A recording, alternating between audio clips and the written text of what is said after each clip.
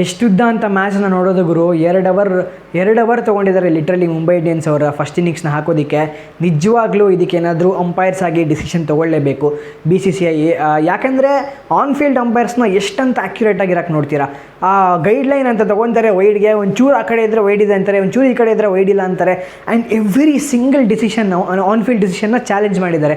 Players ಆಗಿ ಅವ್ರಿಗೂ ಕೂಡ ಸ್ವಲ್ಪ ರೆಸ್ಪಾನ್ಸಿಬಿಲಿಟಿ ಇರಬೇಕು. ಸೊ ಹ್ಯೂಮನ್ಸು ಇಲ್ಲಿ ಆನ್ ಫೀಲ್ಡ್ ಅಂಪೈರ್ಸ್ ಅವ್ರಿಗೆ ಸ್ವಲ್ಪ ರೆಸ್ಪೆಕ್ಟ್ ಕೊಟ್ಟು ಅಟ್ಲೀಸ್ಟ್ 1-2 ಡಿಸಿಷನ್ ಆದರೂ ನಾವು ಅಕ್ಸೆಪ್ಟ್ ಮಾಡಬೇಕು ಅಂತ ಅಕ್ಸೆಪ್ಟೆನ್ಸೇ ಇಲ್ಲ. ಒಬ್ಬ ಪ್ಲೇಯರ್ಗೂ ಅಕ್ಸೆಪ್ಟೆನ್ಸ್ ಇಲ್ಲ ಆ ಒಂದು ಡಿಸಿಷನ್. ಎವ್ರಿ ಟೈಮ್ ಚಾಲೆಂಜ್ ಮಾಡ್ತಾರೆ.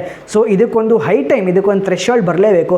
ಅಫ್ಕೋರ್ಸ್ ಇದೆ, ಎರಡೇ ರಿವ್ಯೂ ಇರುತ್ತೆ. ಅದರಲ್ಲೇ ವಿಕೆಟ್ ಮತ್ತು ವೈಡ್ ಆಗಿರ್ಬೋದು, ನೋ ಬಾಲ್ ಆಗಿರ್ಬೋದು, ಅದಕ್ಕೆ ತೊಗೋಬೇಕು. ಬಟ್ ಇವತ್ತಿನ ಮ್ಯಾಚಲ್ಲಿ ಗೊತ್ತಾಯ್ತದು ಅದು ಥ್ರೆಶೋಲ್ಡ್ ಅಲ್ವೇ ಅಲ್ಲ. There should be a stricter threshold to avoid this prolonged timing of an innings. And ಮುಂಚೆ ಇತ್ತು ಫೈನ್ ಆಗ್ತಾರೆ, ಇನ್ನಿಂಗ್ಸ್ ಟೈಮರ್ ಅಂತ ಓಡ್ತಿತ್ತು. ನನಗೆ ಇವಾಗ ಅದಂತೂ ಕಾಣಿಸ್ತಾನೆ ಇಲ್ಲ. Innings timer ಕಾಣಿಸ್ಲಿಲ್ಲ.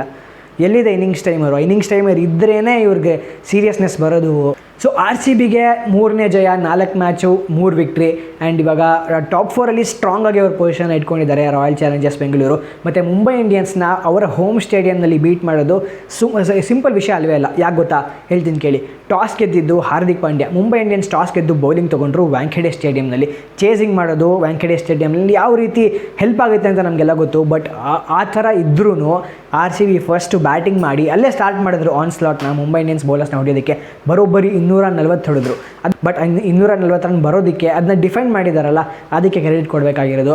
ಯಾಕೆಂದರೆ ಅಲ್ಲಿ ನಮಗೆ ಗೊತ್ತು ಮುಂಬೈ ಇಂಡಿಯನ್ಸ್ ವಾಂಖೆಡೆ ಸ್ಟೇಡಿಯಂ ಆ ಥರ ಹ್ಯೂಮಿಡಿಟಿ ಇದೆ ಇವಾಗ ಸಮ್ಮರಲ್ಲಿ ಅಂತಂದರೆ ಡ್ಯೂ ಯಾವ ಥರ ಇರುತ್ತೆ ಅಂತ. ಬಟ್ ಕ್ರೆಡಿಟ್ ಕೊಡಲೇಬೇಕು ರಜತ್ ಪಾಟಿದಾರ್. ಆ್ಯಂಡ್ ನಾನು ಕ್ರೆಡಿಟ್ ಕೊಡೋಕ್ಕೆ ಇಷ್ಟಪಡ್ತೀನಿ ಇಲ್ಲಿ. ಭುವನೇಶ್ವರ್ ಕುಮಾರ್ 4 ಓವರ್ ಮಾಡಿದ್ರು, 1 ವಿಕೆಟು ತೊಗೊಳ್ಳಿಲ್ಲ. ಬಟ್ 10 ರನ್ ಕೂಡ ಇಲ್ಲ ಅವರ ಎಕಾನಮಿ, ಬರೀ 38 ರನ್ಸಲ್ಲಿ ಫಿನಿಷ್ ಮಾಡಿದ್ರು. ಅದಾದಮೇಲೆ ಸುಯಾಶ್ ಶರ್ಮಾ ತೊಗೊಂಡಂಥ ವಿಕೆಟ್ಸು 2 ವಿಕೆಟು ತುಂಬಾ ಇಂಪಾರ್ಟೆಂಟ್ ವಿಕೆಟ್ಸು. ಸ್ಟಾರ್ಟಿಂಗಲ್ಲೇ ರಯಾನ್ ರಿಕಲ್ಟನ್ ಮತ್ತು ತಿಲಕ್ ವರ್ಮಾ ಅವರು ವಿಕೆಟ್ಸ್ ಎತ್ಕೊಟ್ರು. ಆ್ಯಂಡ್ ತುಂಬಾ ಇಂಪಾರ್ಟೆಂಟ್ ವಿಕೆಟ್ಸ್ ಇದು RCBಗೆ. ಇನ್ನೊಂದು ಕ್ರೆಡಿಟ್ ಕೊಡೋಕ್ಕೆ ಇಷ್ಟಪಡ್ತೀನಿ ಕೃನಾಲ್ ಪಾಂಡ್ಯ ಅವರು is very confident and is very sure of his bowling. ಅವರ ವೇರಿಯೇಷನ್ಸ್ ಆಗಿರ್ಬೋದು, ಎಕ್ಸೆಪ್ಷನಲ್ ಬೌಲಿಂಗ್ ಪರ್ಫಾರ್ಮೆನ್ಸ್. ರಸಿಕ್ದಾರ್ ಸಲಾಮ್ ಕೂಡ ಚೆನ್ನಾಗಿ ಹಾಕಿದ್ರು. ಸೊ ಡೆಫಿನೆಟ್ಲಿ ತುಂಬಾ ಒಳ್ಳೆ ಪರ್ಫಾರ್ಮೆನ್ಸು ಬೌಲಿಂಗಲ್ಲಿ. ಆ್ಯಂಡ್ ಬ್ಯಾಟಿಂಗ್ ನಮ್ದು ಇದೆ ಅಂತ ನಮಗೆಲ್ಲರಿಗೂ ಗೊತ್ತಿದೆ. ಆ್ಯಂಡ್ ಇವಾಗ ಆ ಟೈಮ್ ಬಂದಿದೆ. ಬೌಲಿಂಗ್ ಹಾಗೂ ಬ್ಯಾಟಿಂಗ್ ಎರಡೂ ಕೈ ಹಿಡಿತಾ ಇದೆ. ಆ್ಯಂಡ್ ರಜತ್ ಪಾಟಿದಾರ್ ಅದನ್ನ ಚೆನ್ನಾಗಿ ನಡ್ಸ್ಕೊಂಡು ಹೋಗ್ತಾ ಇದ್ದಾರೆ. This is a very very good win for RCB. And this is a statement. ಯಾಕೆಂದರೆ ಮುಂಬೈ ಇಂಡಿಯನ್ಸ್ ಅಗೇನ್ಸ್ಟು ಅವ್ರ ಹೋಮ್ ಗ್ರೌಂಡ್ನಲ್ಲೇ ಗೆಲ್ಲೋದು. This is definitely a statement.